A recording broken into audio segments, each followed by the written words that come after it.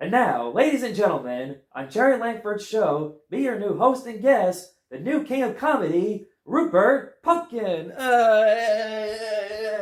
Jerry, I love this guy. Oh, so funny. Always thinking of great, funny, brilliant things.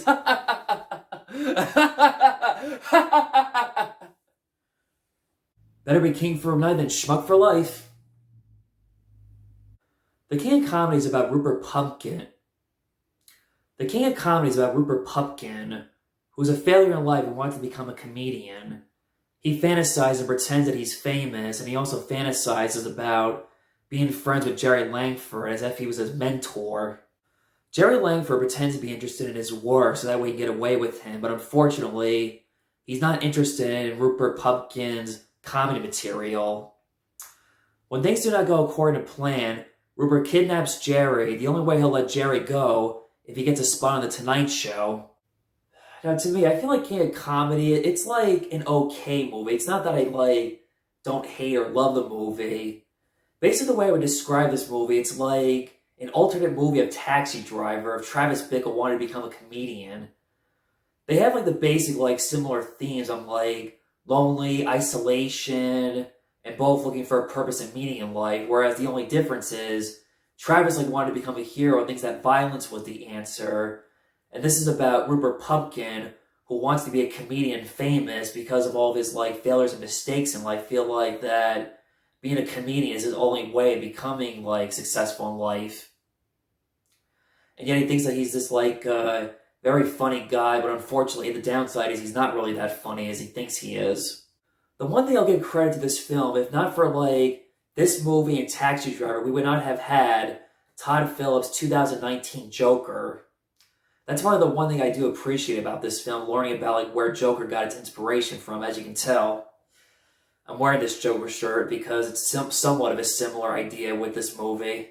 The one big thing of this film between this and Taxi Driver is the themes of celebrity worship. We see how Rupert Pupkin, not only does he want to be a comedian, he wants to be Jerry Langford.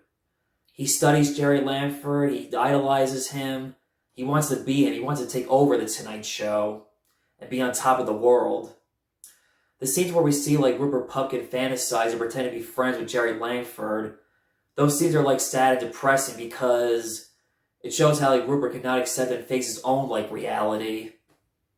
Even when you think about it, this movie is kind of relatable in today's society, the way how people are obsessed with online social media stars or following people on Instagram, models, etc. Or even had the famous reality TV shows. And that's all he lives and fantasizes all day about being famous and successful. In some ways, you can connect this scene in today's modern today's society where when you think about it, especially how people are constantly wanting to follow their famous social media celebrity online through Facebook, Instagram, Twitter, etc., whatever other social media platform. People feel the need and the urge to follow their famous celebrity social media star because they wanted to know what is he or she doing that my famous celebrity social media stars, whether he's on vacation or what restaurant he's eating at or what to eat for breakfast, etc. Seeing Jerry Lewis in a serious drama role is very interesting and a different take on Jerry Lewis. Because here's a guy I grew up watching his screwball funny comedies playing goofy characters. In this movie, he actually does a good job playing a real serious jerk, but yet he's playing himself because in real life, supposedly, he was actually a jerk in real life, Jerry Lewis. His character, Jerry Langford, does not care about his fans. He has no respect for them. He does not appreciate the fan support that he's gotten throughout the years in his career. He just looks down upon them as if they're nothing but white trash and scum. He hates meeting his fans and signing autographs. Even though despite that he's such a jerk and a prick, but yet we sympathize with him when he's kidnapped by Rupert Pupkin. It was also the first time I ever heard Jerry Lewis curse in a movie. But I'm not sure that's the only time he's ever cursed in his film career. The scene when Rupert and Rita show up to Jerry Langford's house uninvited, it's very disturbing and awkward. And poor Rita, she feels sorry and embarrassed and not know what she's getting herself into.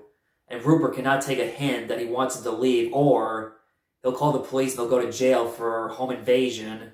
That scene is an example of showing how this is why you should never meet the people you love and admire, because you'll turn out to be disappointed.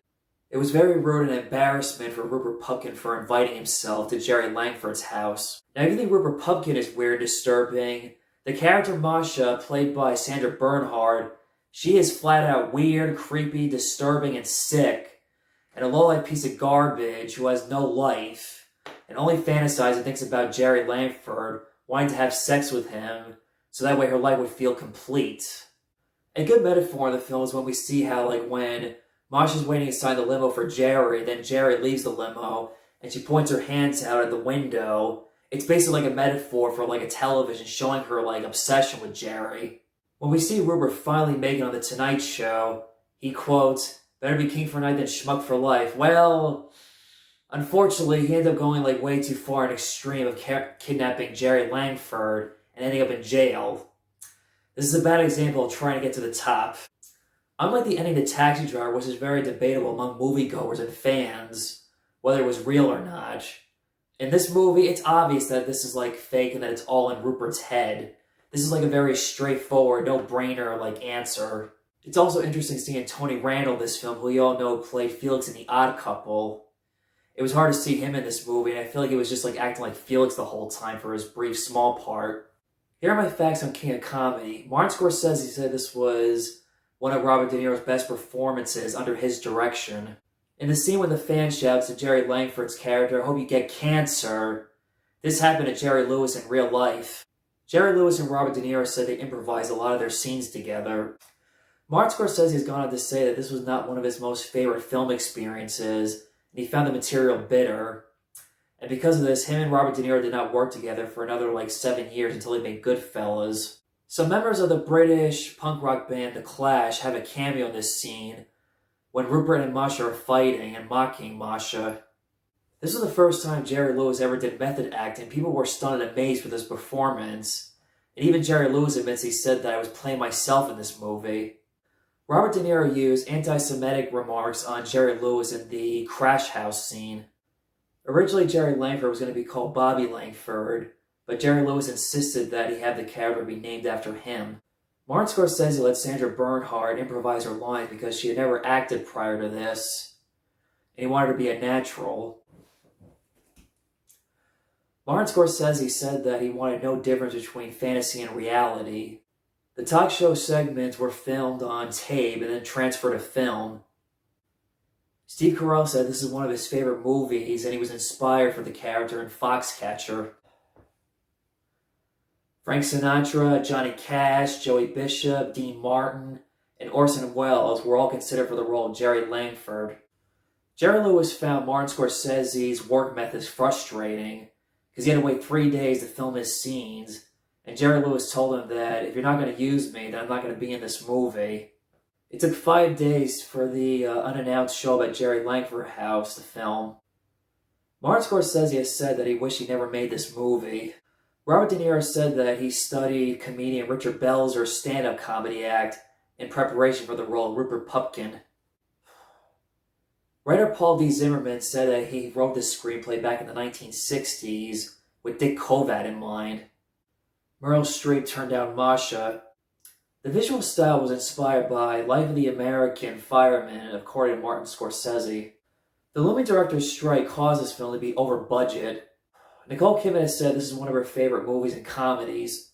Martin Scorsese